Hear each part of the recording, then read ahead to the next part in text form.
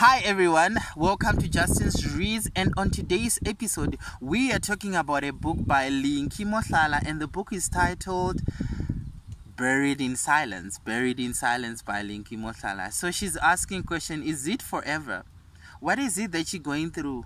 Could you be in a situation where you have bottled some things? Could you be in a situation where you have seen some things that are inside of you and they're eating you up and you don't even know it? How do you come out of such? Where do you hide from the issues of life? She asked. She said that was actually the first chapter. It's a 15-chapter book, and she asked the question, where do you hide from the raging storms of life? You know, I always said it's an open secret that people go through a lot, but there are some issues or things that people go through that could have been solved. Have you taken the next step to speak out or to seek answers, to seek solution, to reach out to the next person and try to find solution? The next person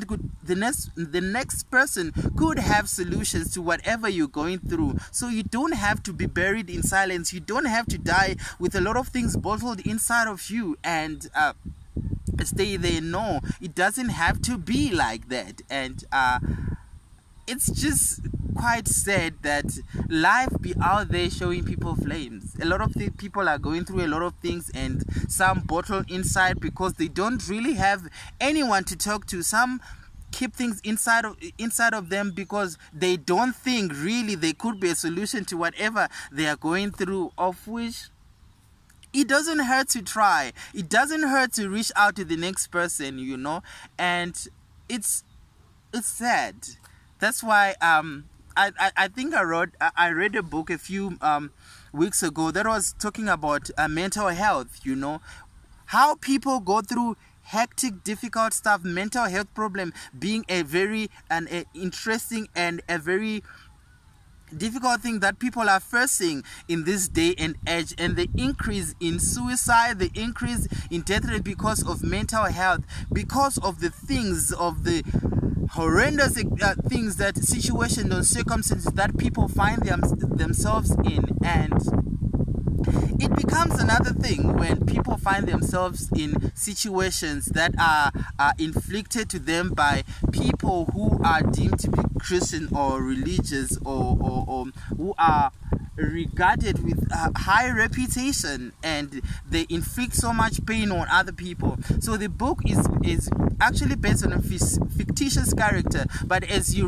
I read the book, there was no fiction in whatever was written there, because I could see vividly, I could see pictures, I could relate. It was as if I was inside the same building where this lady was narrating, and in the lives of the people that different stories that were being narrated, as if I was there, I was part of it. I could see pictures, I could relate to some of the things that people go through, and it was sad.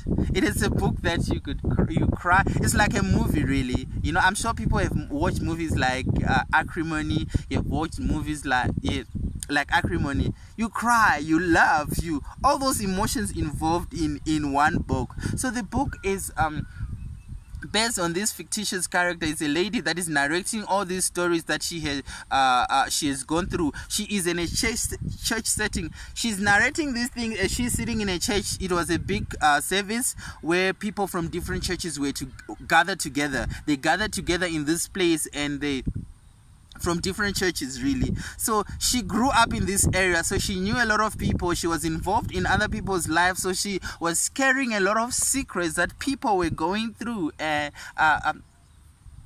of the things that people had gone through. And as people walked in, she would pick this one person, she would have a story about them. She would pick the other person, she would have a story about. She'd also narrate her own stories, the things that she had gone through, you know, in life. And it's such an eye-opener. Beyond everything, it made me to be grateful, you know, of the position where I am, and realize there's just so much to be grateful for. You know, when people gather in a church setting, for example, we are all worshiping the same God, but horrendous things, different situations and circumstances are being faced by these people, and The hurtful part about this story is that some of the situations were inflicted by the people that were inside the church, people that were living together, and either they were married or they knew each other. Somehow they were connected. All these people, they were deemed to be Christians, but they were inflicting pain upon each other. They were facing a lot of things that most of them were caused by their fellow brothers and sisters, and they had to sit there under the same roof, under the same God who is the judge of everyone, and worship the same God. And she's thinking, we are worshiping the same God, with the same people that are inflicting us pain, the same person, and I am meant to forgive. She said, my goodness, love is just the highest order of everything, She spoke about the 70 times 70, times where you have to forgive someone, because of the things that are happening to you. She narrated stories about a man who killed his own child, and he was raping the wife. He would have business partners who would rape the wife and leave the wife, and went away and came back after 3 years. And what happened then?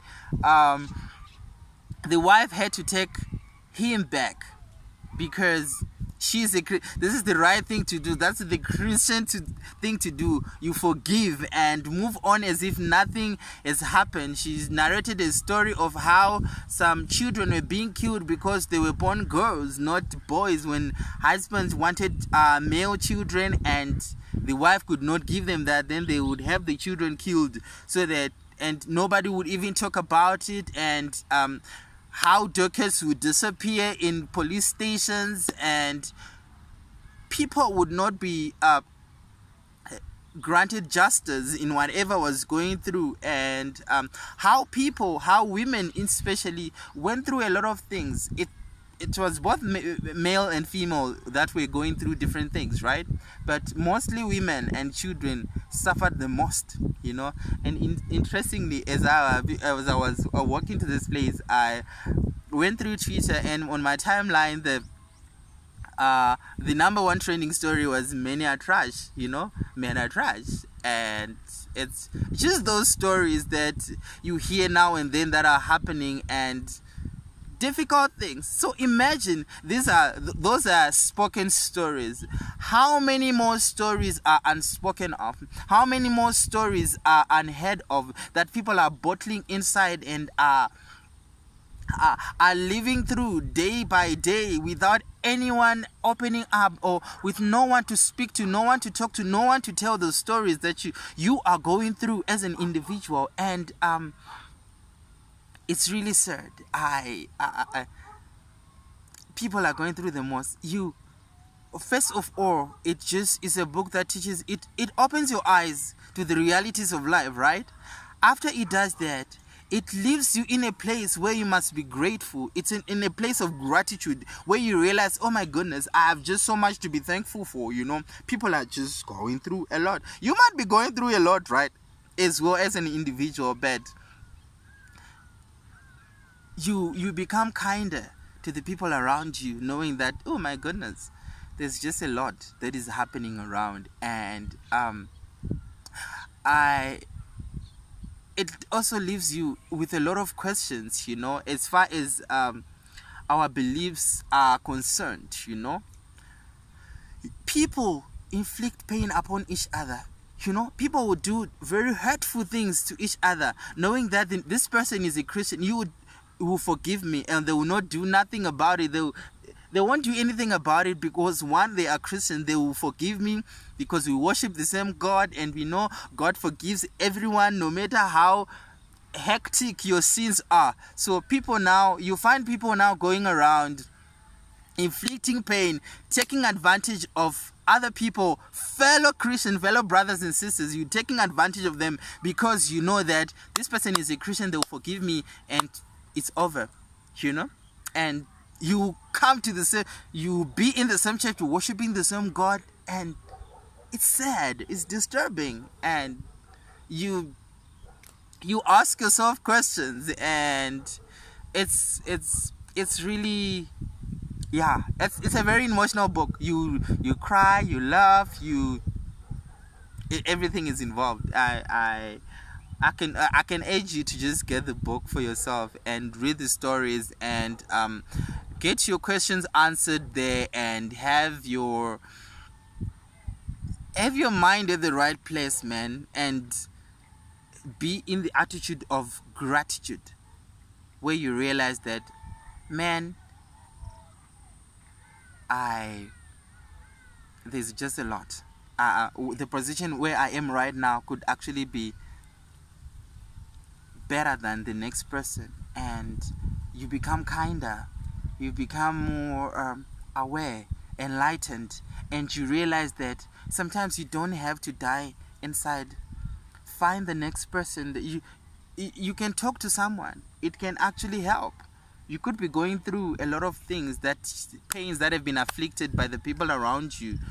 You don't have to die in that silence, You can speak to the next person. The next person could have a solution to what you are going through, I just realized one of the characters, they ended up in a mental institution because of the things that they were bottling, because of the things that they were keeping inside. People end up killing each other because they are keeping things inside, things that she could be spoken about, things that could be where solution could be found. We understand that we are in a society where sometimes you speak out and there's no solution, but try, who knows, yours could be a different case, where a solution can be found.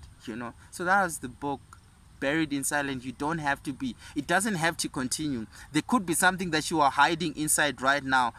There is a solution. If you don't have anyone that you trust, that you can speak to, go and speak to a therapist.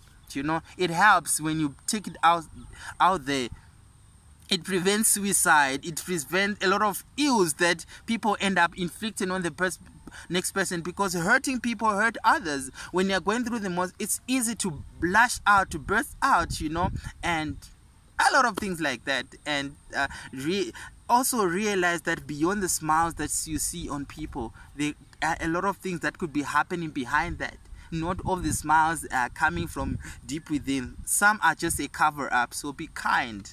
Just do good. Be kind as you go out in your day-to-day activity. Thank you so much. I love you all.